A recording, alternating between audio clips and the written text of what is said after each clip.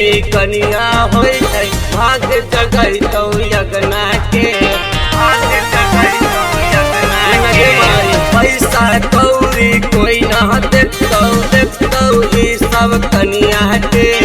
घर के लक्ष्मी कनिया होई छै भाग जगैतौ यगना के माई बाबू दादा दादी देतौ सबके चाय के गाँव समाज टोला मोहल्ला देतौ सब नाम के करते माई हमरा एकर से शादी करते माई हमरा एकर से शादी तब तो तोहर गोर के करते माई हमरा एकर से शादी तब तो